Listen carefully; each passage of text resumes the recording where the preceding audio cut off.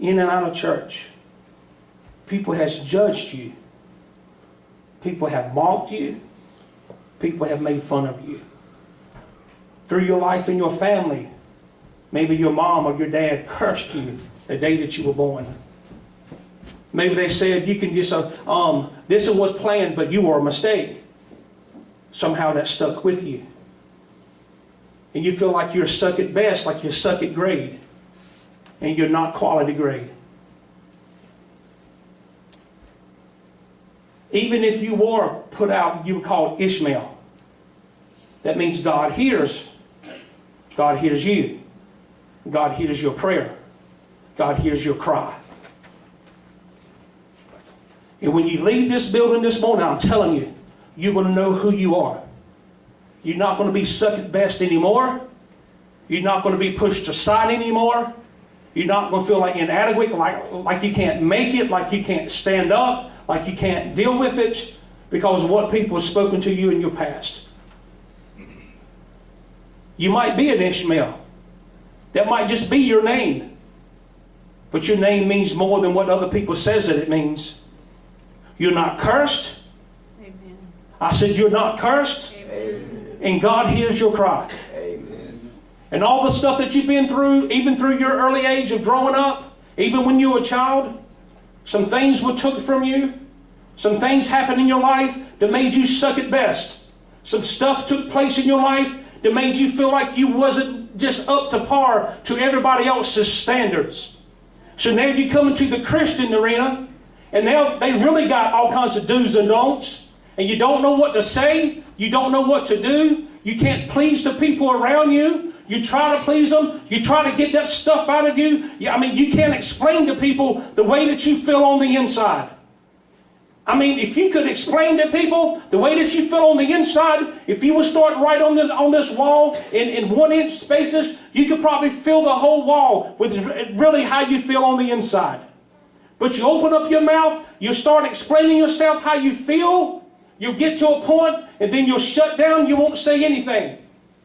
Because somebody has branded you and they called you Ishmael, like you were suck at best, and you wasn't the best, and you'll never be the best, and you can never have the best. I'm here to tell you, if you have Jesus Christ living on the inside of you, you're number one grade. You're not suck at best, you're up front. If the Spirit of God lives on the inside of you, you're something and you're somebody. And you can do all things through Christ who strengthens you. But one thing you have to do, you've got to get that stuff out of you, that old stuff that's decayed, deep down on the inside of you, that's keeping you from coming up toward the front and just where God has intended you to be and where you're supposed to be. But you can never be set free if you don't realize all that stuff that's on the inside of you was placed by other people and not yourself.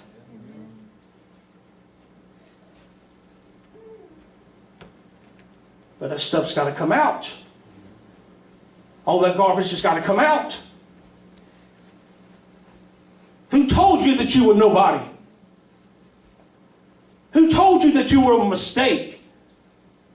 What do you think Easter Sunday is about? Resurrection power. Paul said something. He said, above all things, I wish that I may know you in the power of your resurrection. The power of God. And it's crazy to go through life beat down, wore out, constantly dogging yourself out. You're your worst enemy. You're constantly putting yourself down. You can never be what you really want to be. And when you're there, you still put yourself down. You get to a point in place in your life, you want to get from point A to point B to point C. And finally you get to that place, you're proud of yourself, but still there's something there that's keeping you from enjoying what you established. And that's crazy, man. That's not a good life to live. Always trying to do better. Always trying to, I got to do better. I got to do better. I got to do better. I got to do better. Who told you that you have to do better all the time? Who told you that you always got to do this all the time? Oh, I got to do better. I got to do better. I got to do better. I got over here. Last year I had a gold. I met that gold. Oh, I got to get another gold. I got to meet that one. I got to meet that one. When are you going to stop? When are you going to slow down? When are you going to enjoy the fruit of your labor? When are you just going to have a good time just one day? It's crazy to go through your life fighting, trying to do better, trying to get this, trying to get that, and you can never be happy, you can never be satisfied, and then you die. Then you're dead. Don't enjoy anything whatsoever that God has given you. All you have to do is walk outside and look up. All you have to do is walk around this corner and look at the garden right over here that they put up here. The Veterans Garden. Look at all the flowers. All you have to do is walk out your back door. All you have to do is walk out your front door. What makes you happy? What makes you tick? What gets you excited? What does it take for you? Alcohol can't do it. Drugs can't do it. Other people in your life can't do it. I've done it all. It doesn't work. That don't work. It leaves you empty. It leaves you undone. You're not satisfied. You just go back for more. And you go back for more. And you go back for more. And it doesn't do it. And you keep trying. And you keep trying. And you keep trying. And you can never find it. All you're doing, you're just like a dog chasing his tail, running around in a circle. You ain't going nowhere whatsoever. What's going to make you happy? What's going to make you complete? What's going to make you whole?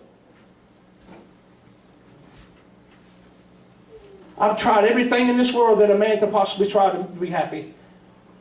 Everything in this world to be happy. There's only one thing that's ever made me content. And that's preaching the gospel. Nothing else. When I step up here, I feel the presence of God and I feel His power. I'm at home. Even when I go out and I try to do other things and go here and do that, I feel so out of place sometimes. I feel like I'm losing my mind sometimes. And God would isolate me sometimes, put me by myself, and it's just hard to deal with different areas of my life because He pushed me by myself, and then He starts speaking to me and He gives me messages. But if I just have, I don't know why I'm like that, but I am. But I'll gladly pay the price, whatever it may be, with an open heart. If that's the way He wants to work with me, if that's the way He deals with me individually, that's just fine. But there is a price to pay. I said there's a price to pay. Amen. For someone to preach the gospel. For someone to carry the anointing of God upon their life. That's a price to pay. And not too many people willing to pay the price. I'm talking about preachers and people that are called.